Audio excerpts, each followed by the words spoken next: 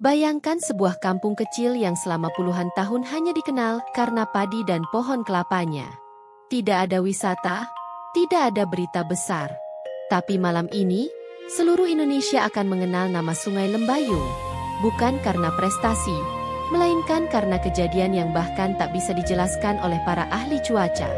Langit senja tampak aneh.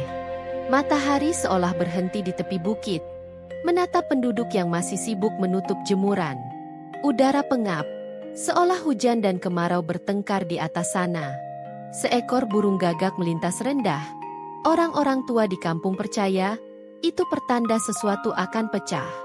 Di tepi jalan tanah, Raka, pemuda 19 tahun yang tak pernah meninggalkan kampungnya, berdiri terpaku. Tangan kanannya gemetar, bukan karena dingin, melainkan firasat.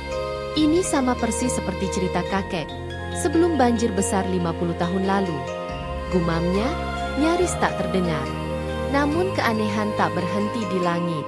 Sejak pagi, suara kentongan di balai desa berbunyi sendiri 2 kali, padahal tak ada seorang pun di sana. Dan saat senja datang, tetesan air yang jatuh dari awan bukan hujan biasa. Warnanya sedikit keperakan, seperti serpihan kaca halus. Anak-anak berlarian ketakutan, sementara para tetua saling bertukar pandang. Apakah ini hujan pembawa tanda? Bisik Bu Lela, Ibu Raka, menahan napas.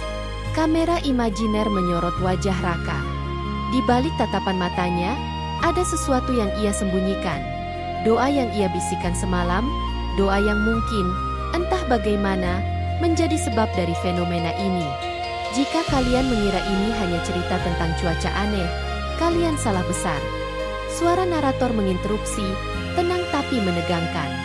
Dalam beberapa jam ke depan, 1-2 Tulus akan mengubah takdir ratusan orang. Dan kalian akan menyaksikan bagaimana keajaiban itu dimulai. Dari seorang pemuda yang bahkan tak yakin dirinya siap. Sebelum kita menyelami kisah penuh rahasia ini, klik subscribe dan nyalakan loncengnya sekarang juga. Semoga siapapun yang mendengar kisah ini diberi keberanian menghadapi kejutan hidup. Dan setiap doa baik yang kita panjatkan malam ini kembali pada kita dengan kebaikan yang lebih besar. Fajar menembus kabut tipis yang menggantung di atas Sungai Lembayung.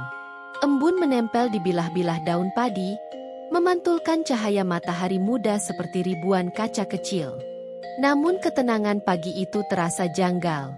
Burung-burung yang biasanya riuh kini hanya berkicau lirih, seakan menunggu sesuatu yang tak mereka mengerti. Raka menuntun sepeda tuanya menyusuri jalan tanah yang semalam dilintasi hujan keperakan. Tanahnya masih lembab, tapi ada bekas aneh. Tapak kaki besar yang bukan milik manusia, memanjang dari tepi sawah ke arah bukit. Setiap jejak mengilap, seolah memantulkan cahaya sendiri. Ia jongkok, menyentuh permukaan jejak itu. Dingin.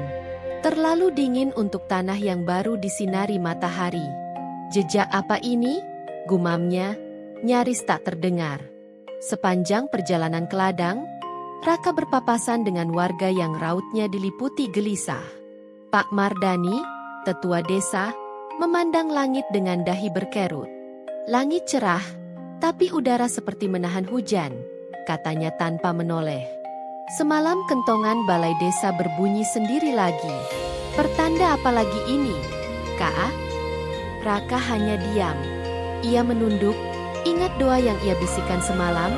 Ya Allah, jika engkau mendengar, beri tanda agar kampung kami selamat. Apakah semua keanehan ini jawaban dari langit? Atau peringatan? Di ujung jalan, Bu Lela, ibunya, menunggu dengan bakul kue untuk dijual keliling. Wajahnya teduh, namun mata tuanya tak bisa menyembunyikan kekhawatiran. Kau lihat jejak itu? Tanya beliau, menunjuk ke arah bekas tapak yang mengilap. Lihat, Bu, besar sekali. Bukan jejak sapi. Entah binatang apa, tapi rasanya dingin di kulitku saat melewatinya. Seperti hawa dari dunia lain. Bisik Bu Lela, menggenggam tangan putranya erat-erat. Raka menelan ludah. Ia tak ingin menakut-nakuti ibunya, tapi firasatnya menguat. Ada sesuatu yang sedang mendekat. Di pasar kecil kampung, Kabar tentang hujan keperakan dan kentongan gaib sudah menyebar seperti api. Beberapa orang percaya itu pertanda keberkahan. Sebagian lain menganggapnya kutukan. Seorang pemuda kota bernama Joko, teman lama Raka yang baru pulang, tertawa sinis. "Kalian serius percaya hujan perak? Itu cuma pantulan cahaya lampu dari kota. Kentongan bunyi sendiri? Mungkin tikus atau angin." Pak Mardani menatapnya tajam. "Kau besar di kampung ini, Jo. Jangan remehkan tanda alam. Nenek moyang kita mengajarkan, alam berbicara kalau kita mau mendengar." Perdebatan itu memanaskan suasana pasar. Raka memilih diam, tapi di dalam dadanya bergemuruh pertanyaan. Apakah ini benar-benar alam berbicara, atau doa yang mulai dijawab? Menjelang siang, matahari kian terik. Namun hawa aneh tak juga hilang. Ketika Raka menuntun sepeda pulang, ia kembali melewati jejak misterius itu. Anehnya, jejak tersebut kini memanjang, mengikuti arah yang sama dengan langkahnya.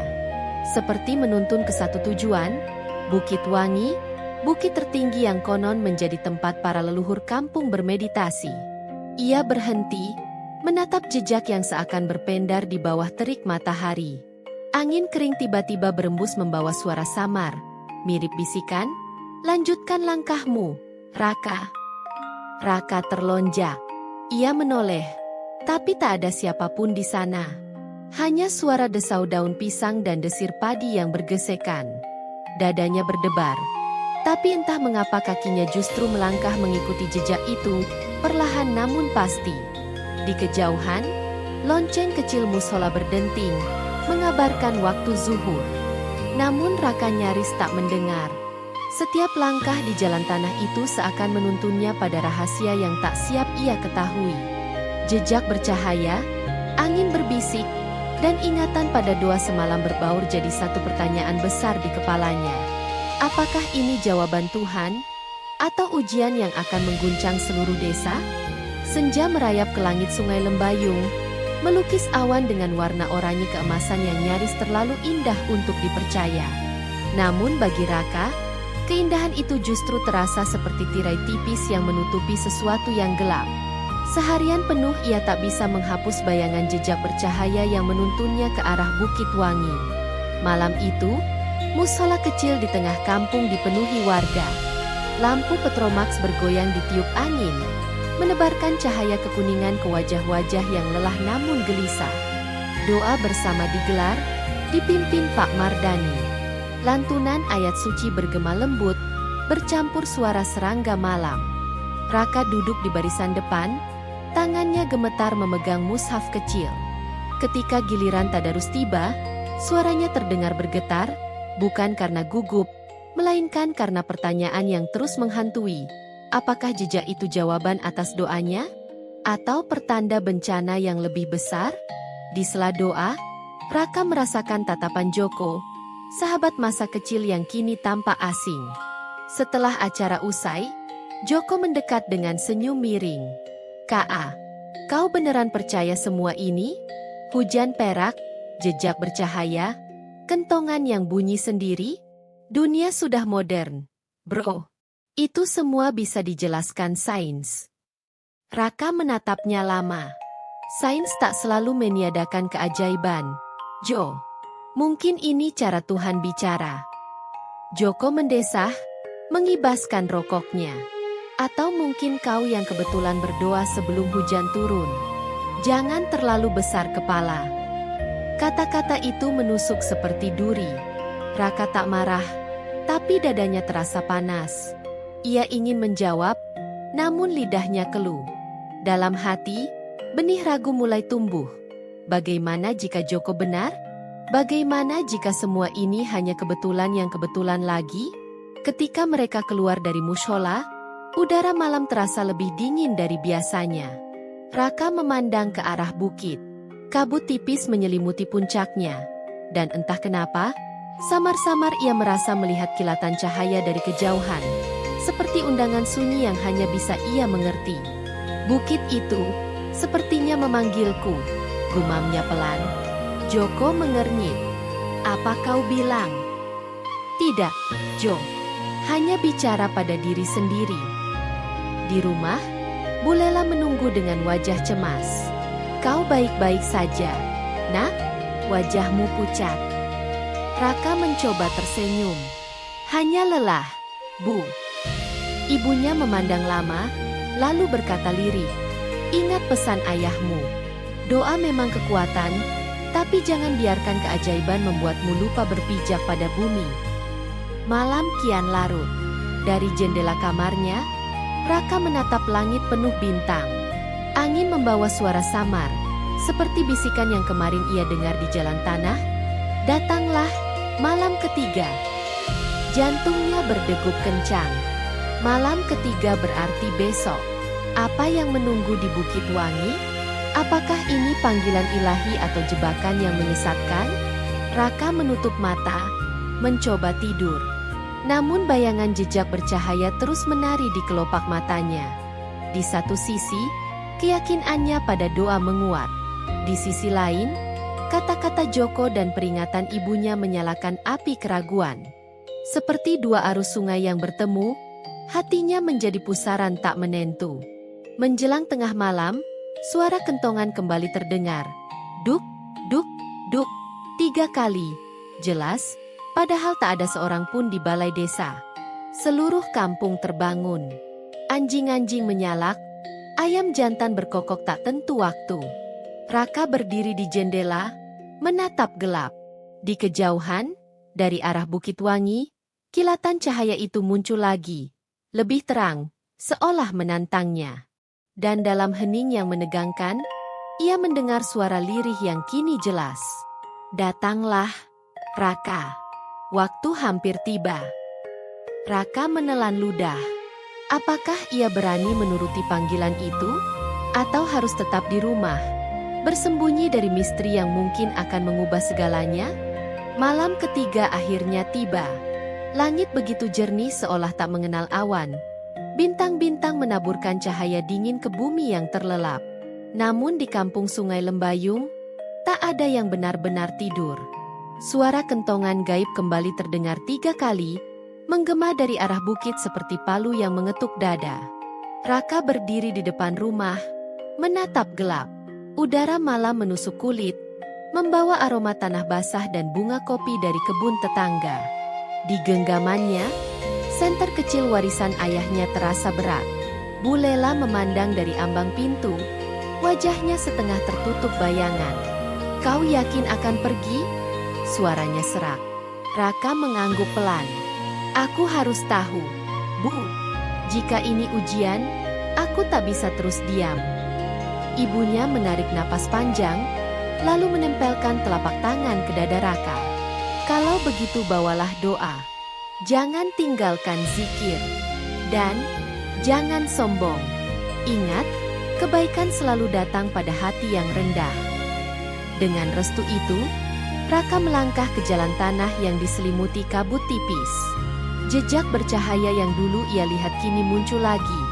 Seperti bintang kecil yang menuntun setiap langkah.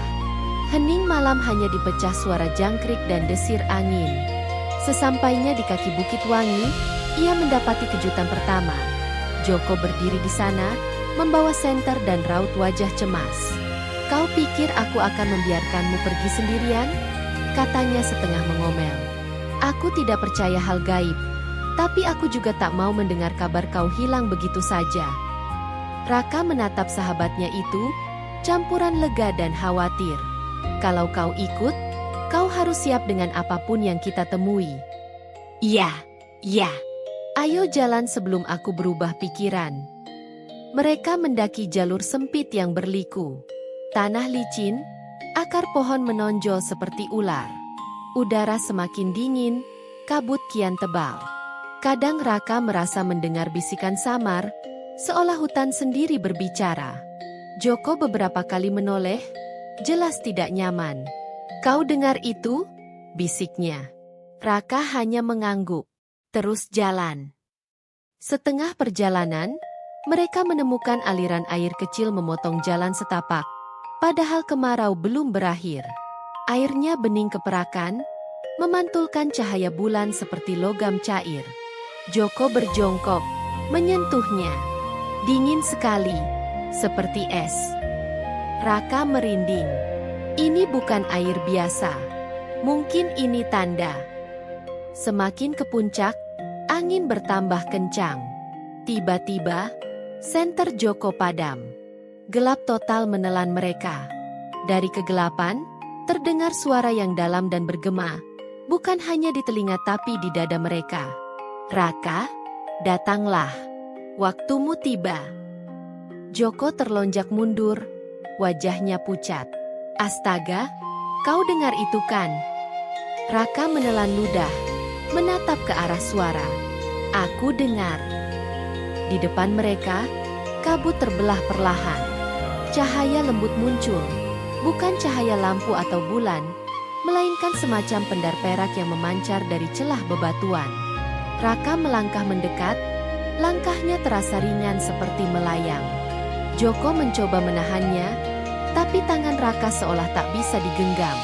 Ketika mereka akhirnya mencapai puncak, pemandangan yang tersaji membuat keduanya terdiam.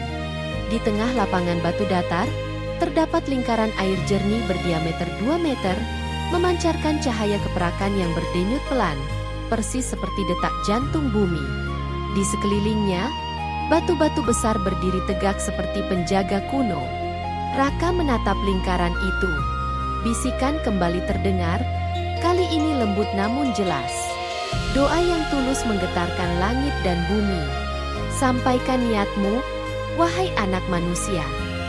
Joko mundur, ketakutan. Ka, apa ini? Kita harus pergi. Namun Raka justru berlutut. Hatinya bergejolak. Ia teringat semua kegelisahan kampung. Kemarau panjang, sawah mengering, ketakutan warga. Ia menutup mata, menangkupkan tangan. Ya Allah, jika ini jalan MU, lindungi kampung kami. Turunkan hujan yang membawa rahmat, bukan bencana. Jadikan kami hamba yang sabar dan bersyukur. Saat doa itu selesai, lingkaran air bergetar, memancarkan cahaya yang makin terang. Angin menderu seperti ribuan sayap, membuat pohon-pohon bergoyang hebat. Kilat menyambar tanpa suara, menerangi seluruh lembah. Joko menutupi wajah, namun Raka tetap menengadah, air mata menetes tanpa ia sadari. Lalu, secepat cahaya itu muncul, semuanya kembali hening. Lingkaran air menghilang, menyisakan tanah kering biasa. Senter Joko menyala kembali dengan sendirinya. Mereka saling pandang, terengah-engah. Apa yang barusan terjadi? Joko berbisik. Raka menatap langit, yang kini dipenuhi awan gelap mendadak. Aku hanya berdoa. Mereka menuruni bukit dalam diam. Di kejauhan, petir menyala, disusul suara guntur yang mengguncang. Hujan pertama mulai turun, deras dan tiba-tiba, seolah langit membuka pintu selebar-lebarnya.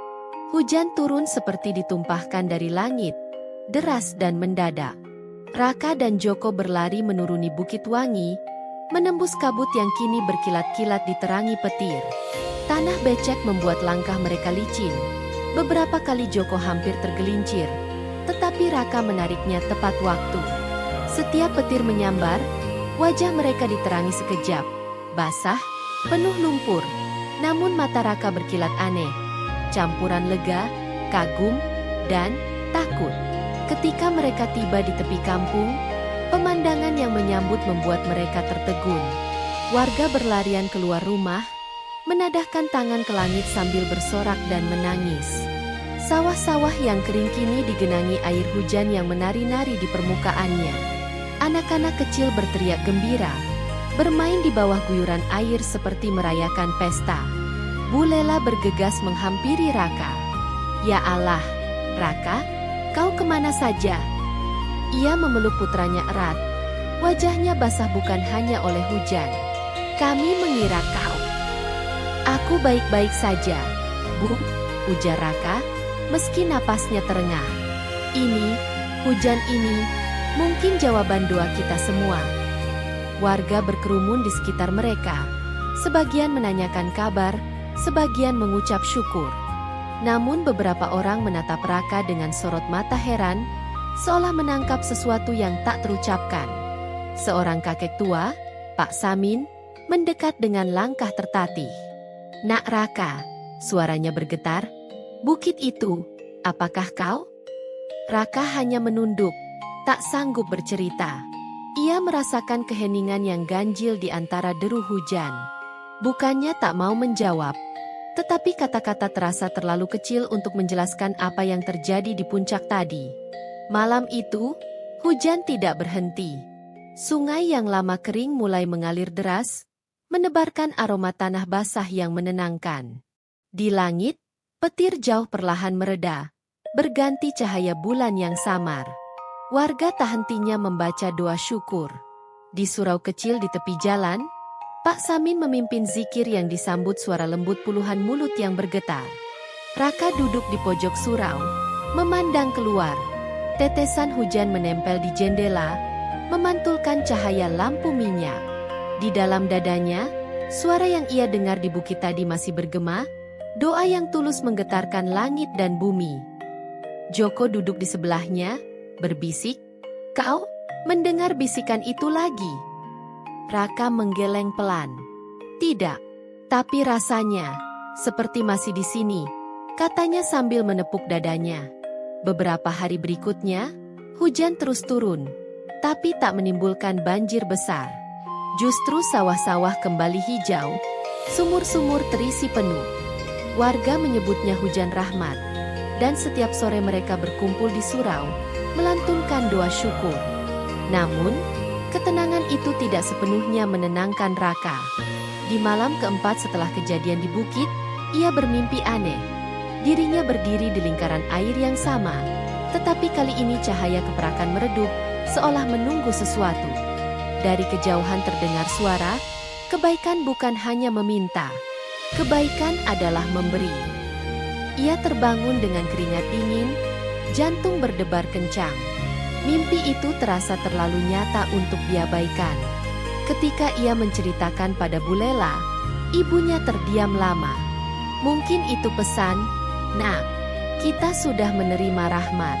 Kini saatnya kita berbagi." Pesan itu seperti menyalakan api baru di hati Raka.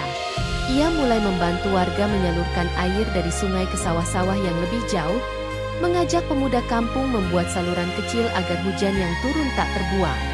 Joko, meski masih menyimpan rasa takut akan kejadian di bukit, ikut membantu. Mereka bekerja berhari-hari. Anak-anak muda lain ikut bergabung, menjadikan kerja bakti itu semacam perayaan. Di tengah tawa dan peluh, Raka merasa ada sesuatu yang lebih besar dari dirinya. Rasa persaudaraan yang hangat, yang membuat setiap tetes keringat terasa berharga. Suatu sore, ketika mereka selesai menggali saluran, langit memerah indah. Sinar matahari senja menembus awan, membentuk pilar cahaya keemasan yang seolah menyentuh bumi. Warga berhenti sejenak, menatap langit dengan takjub. Pak Samin menatap Raka dan berujar lirih, "Beginilah cara Tuhan menunjukkan kasih-Nya. Doa yang lahir dari hati tulus, dan kerja yang disertai ikhlas." Raka menatap langit yang berkilauan, hatinya penuh syukur.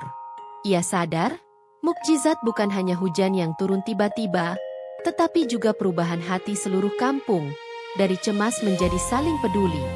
Namun jauh di dalam, Raka masih menyimpan rasa penasaran. Apakah lingkaran air di Bukit Wangi akan muncul lagi? Apakah pesan lain menantinya? Pertanyaan itu tak segera terjawab, hanya menunggu waktu. 2 minggu berlalu sejak hujan pertama mengguyur Sungai Lembayung. Kampung itu kini berubah wajah. Sawah hijau membentang seperti permadani, parit-parit kecil mengalir jernih, dan udara membawa aroma padi muda yang menenangkan hati. Anak-anak berlarian di pematang, tertawa di bawah langit yang kembali cerah. Namun, di tengah keceriaan itu, Raka masih dihantui pertanyaan. Apa sebenarnya lingkaran air di Bukit Wangi? Mengapa hanya dia yang mendengar bisikan gaib? Setiap malam, bayangan pendar perak dan suara lembut itu hadir di ujung pikirannya. Suatu sore, Raka mendatangi Pak Samin yang sedang menjemur gabah di halaman rumah. "Pak," Raka memulai hati-hati, "apakah Bukit Wangi punya kisah lama yang orang jarang ceritakan?" Pak Samin menatapnya lama, seolah menimbang. "Mengapa kau bertanya begitu, Nak?" Raka menelan ludah. "Saya, waktu itu mendaki bukit, saat hujan pertama turun. Saya melihat sesuatu. Lingkaran air bercahaya. Dan ada suara yang berbicara." Kakek tua itu menutup matanya sejenak, lalu menghela napas panjang. "Akhirnya, waktunya tiba," gumamnya lirih. Ia memandang Raka penuh arti. "Dulu, sebelum kau lahir, orang tua kami menuturkan legenda. Bukit Wangi adalah tempat doa para leluhur. Konon, setiap puluhan tahun sekali, ketika kemarau panjang dan hati manusia mulai jauh dari syukur, bukit itu memanggil seorang pemuda berhati bersih. Pemuda itulah yang menjadi perantara rahmat langit." Raka terdiam, bulu kuduknya meremang. "Jadi, semua ini sudah ditakdirkan?" "Takdir," kata Pak Samin, "selalu berjalan seiring pilihan. Bukit memanggil, tapi hanya hati yang tulus yang bisa mendengarnya." Cerita itu menyebar pelan di kampung.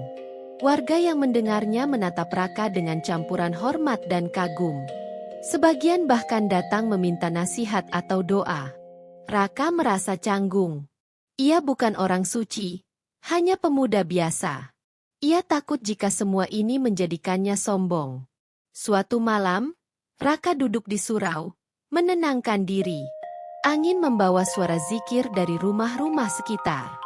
Dalam keheningan, bisikan itu kembali hadir, lebih lembut, seperti seorang ayah yang menenangkan anaknya. "Ingat, kebaikan bukan untuk diagungkan, tapi untuk dibagikan." Kata-kata itu menembus hatinya. Raka menyadari bahwa ujian sebenarnya bukan di bukit, melainkan bagaimana ia menjaga ketulusan di tengah pujian manusia. Keesokan harinya, ia mengumpulkan pemuda kampung. "Kita tak boleh berhenti di sini," katanya. "Hujan ini anugerah, tapi tugas kita menjaga bumi tetap subur. Mari kita bangun bendungan kecil agar air hujan tidak terbuang, dan kita bisa berbagi air dengan kampung tetangga yang masih kekeringan." Ajakan itu disambut semangat.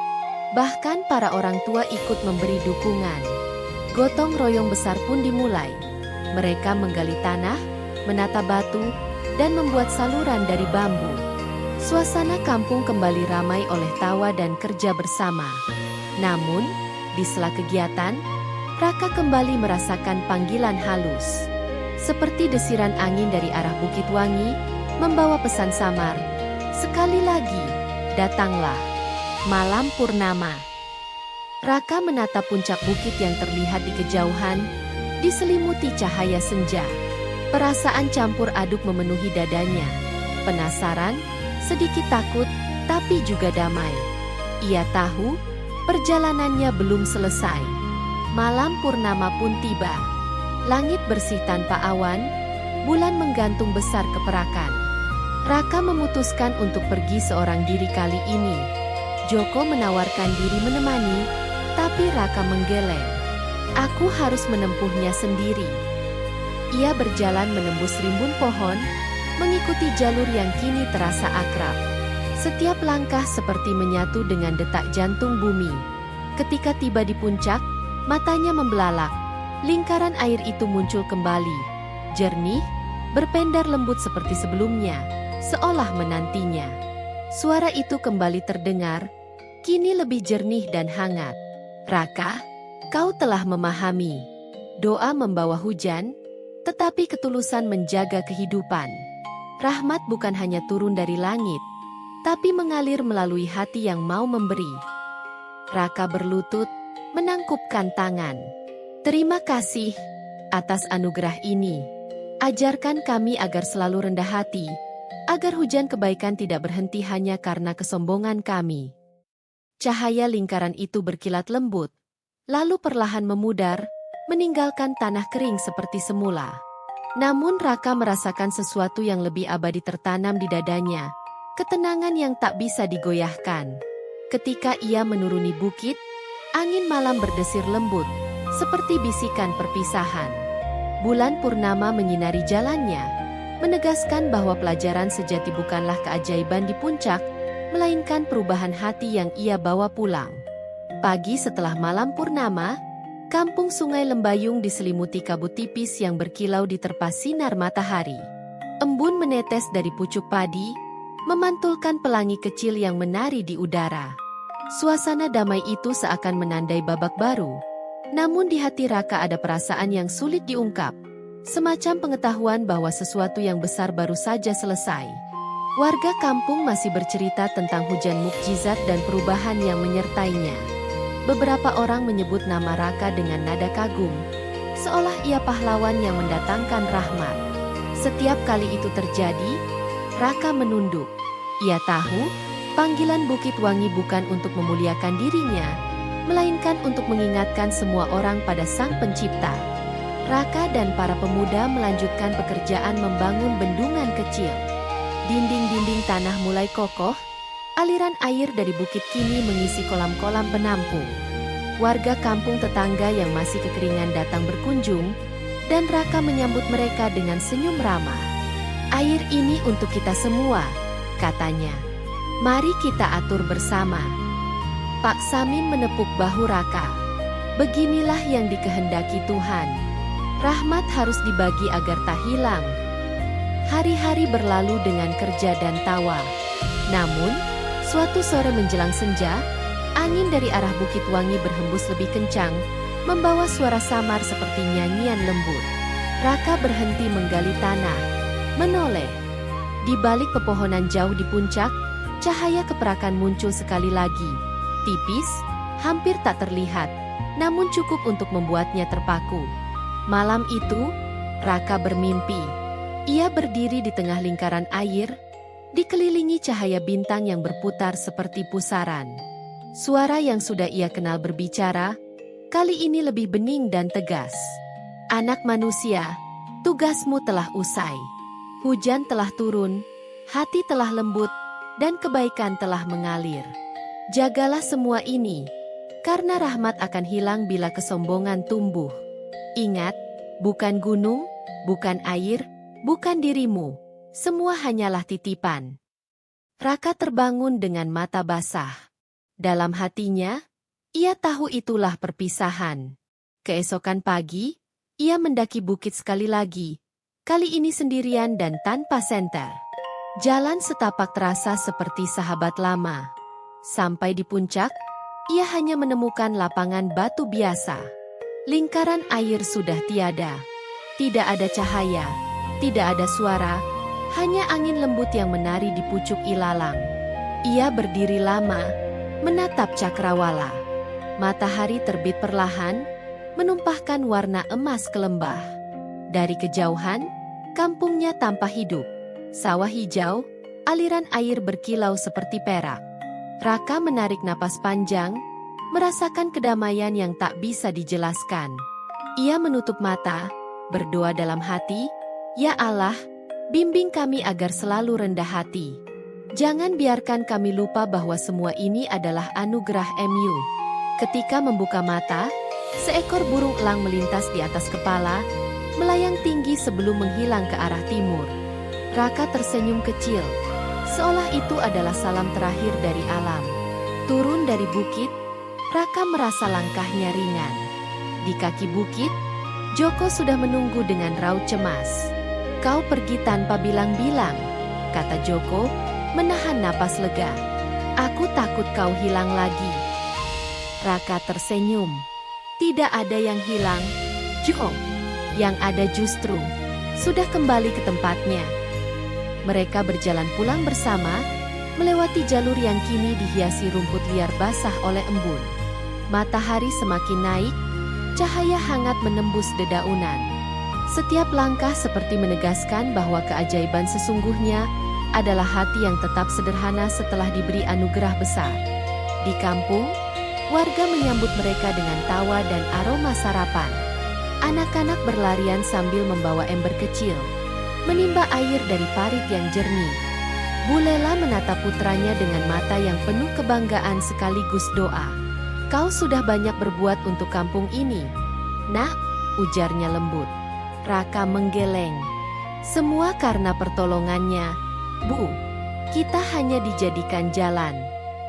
Hari itu, saat matahari condong ke barat, warga berkumpul di surau. Mereka mengadakan syukuran sederhana. Nasi tumpeng, sayur kampung, dan doa bersama. Raka duduk di tengah kerumunan, mendengarkan lantunan doa yang bergema lembut. Hatinya hangat, seolah setiap kata doa adalah pelukan. Ketika azan maghrib berkumandang, langit memerah keemasan. Raka menatap ke arah Bukit Wangi yang siluetnya gelap di balik cahaya senja. Tidak ada lagi cahaya aneh, tidak ada suara misterius, hanya keindahan alam yang menenangkan. Namun ia tahu, setiap doa tulus akan selalu menemukan jalannya sendiri, tanpa perlu pertanda ajaib. Malam pun tiba dengan bintang bertaburan.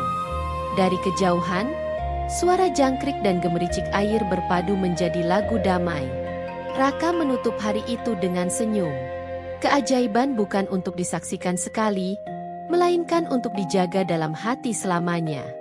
Malam itu, kampung Sungai Lembayung tenggelam dalam ketenangan yang jarang ditemui. Udara setelah hujan membawa wangi tanah basah dan bunga kopi yang mekar serentak. Lampu-lampu minyak di serambi rumah memancarkan cahaya lembut, memantul di jalan setapak yang berkilau oleh embun. Raka duduk di beranda rumahnya, memandang langit yang dipenuhi bintang. Di pangkuannya, Al-Quran kecil yang diwariskan ayahnya terbuka pada halaman doa syukur. Jemarinya menyusuri huruf-huruf Arab itu perlahan, hatinya bergetar mengingat semua kejadian. Kemarau panjang yang membuat warga putus asa, bisikan gaib yang menuntunnya, lingkaran air berpendar di Bukit Wangi, hingga hujan rahmat yang mengubah segalanya. Suara lembut ibunya memecah keheningan. Raka, kau sudah melakukan sesuatu yang tak semua orang bisa. Raka menggeleng.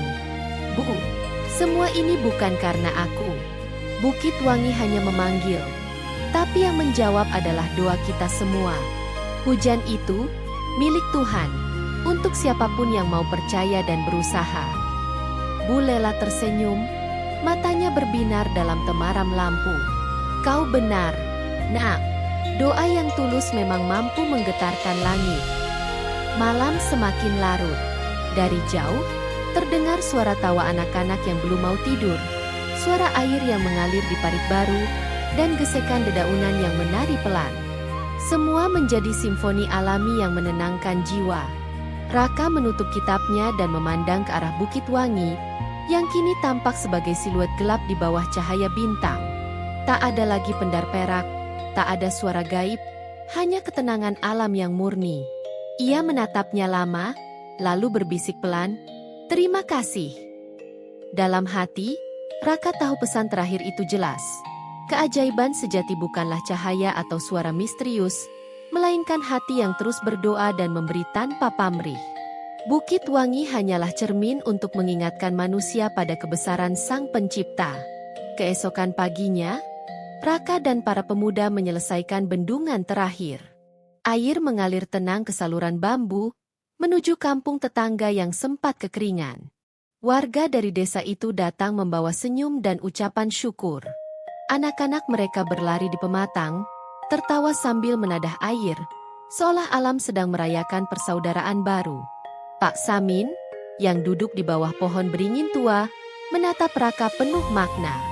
"Nak, inilah inti hidup. Bukan seberapa banyak mukjizat yang kita saksikan, tapi seberapa tulus kita menjaga rahmat itu agar terus mengalir bagi sesama."